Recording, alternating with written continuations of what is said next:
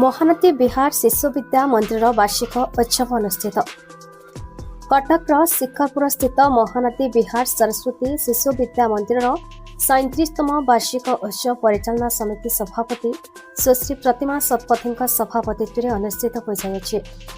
जगतसिंहपुर जिलार अरिलो शिशु अनंत आश्रम अध्यक्ष पद्मश्री बाबा बलिया शिष्य तथा भावरे भागवतर उपस्थापक सेवक गोपाल दास मुख्य अतिथि भाव में योगदान करी आम जीवन में पितामाता अवदान विषय आलोचना करते।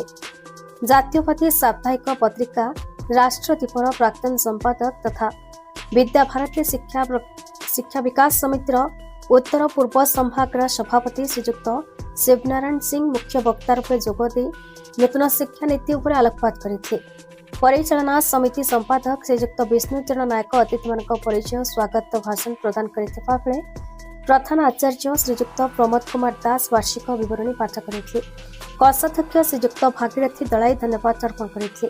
परिचालना समितिर उपसभापति डॉक्टर देवव्रत पृष्टि, युग्म संपादक श्रीमती सत्यभामा महंती, सदस्य श्रीजुक्त दुष्मंत कुमार दलाई, शिक्षा विकास समिति ओडिशा प्रांत निरीक्षक माननीय अश्विनी कुमार नायक, संभाग संयोजक श्रीजुक्त तुषार रंजन दास, विभाग निरीक्षक श्रीजुक्त राहस बिहारी महापात्र और कटक जिला प्रमुख श्रीजुक्त भास्कर चंद्र साहू उपस्थित रही शिशु मान उत्साहित करते। विभिन्न प्रतियोगितार सफलता हासिल कर शिशु मान अतिथि मान द्वारा पुरस्कृत कर।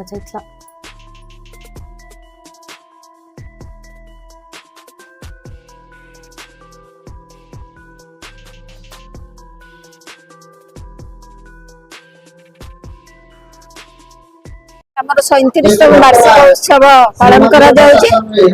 वर्षकर बहुत विद्यालय सबुठारु पिला मानक पई जोटा अति आनंददायक उल्लासमय माने आमर कार्यक्रम सेटा होछि वार्षिक उत्सव एवं आकु अन्य उपाय रे कहले या होछि प्रतिभा अन्वेषण रो एक माध्यम।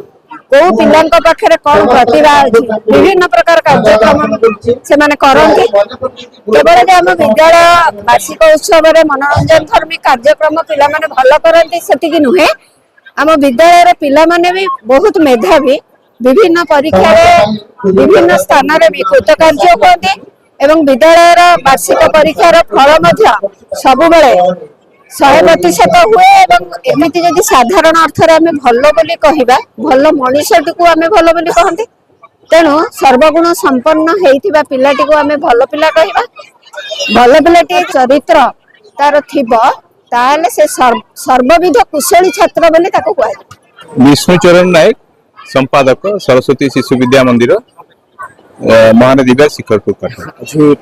सरस्वती शिशु विद्या मंदिर मूल लक्ष्य होची गोटे भल मनीष तैयारी करे जो भारतीय परंपरा भारतीय संस्कार को नहीं किना विद्यालय उद्देश्य होची जे वर्तमान जो आमे केवल निजर शिक्षागत योग्यता सहित निजर संस्कार निजर परिवर्तन निजको गोटे भल मनीष रूपे गढ़ी तोलिबा यह होची ए विद्यालय मुख्य लक्ष्य। तेणु एटा को जो मूल लक्ष्य को धरिकी भारतीय परंपरा को धरिकी ए शिक्षा नीति अनुसार वर्तमान सब कार्यक्रम करा जाउची। गोटे भल मनीष गोटे सुस्थ समाज गढ़िया पेका आर गोटे प्रमुख भूमिका रहउची।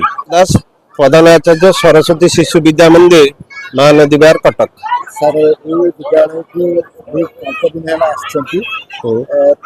नहीं सब विद्यालय समान ए विद्यालय को नुआ करी आसीतिले भी मध्य सब विद्यालय रे एक प्रकार को करिकुलर एक्टिविटी हुए। सब विद्यालय स्तर रे एनुअल फंक्शन एई बलिया करा जाए।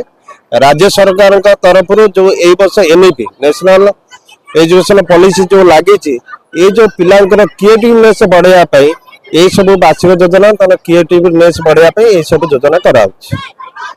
पिला मानकर सृजनात्मक विकास पई अलगा जो बेसिक को करिकुलर एक्टिविटी केवल जे पाठ पढ़िले हेबो नै सब ऑलराउंडर डेवलपमेंट होबा पे सब गुण रे सब प्रकार डेवलप होबा दरकार। अर्थात शारीरिक योग संस्कृत नैतिक आध्यात्मिक एवं संगीत ए पंच आधार विषय जो अछि ए आधार विषय गुडी का मध्य परिपूर्ण होबा दरकार। धन्यवाद। कटक दामोदर बेउरांक रिपोर्ट भारत न्यूज।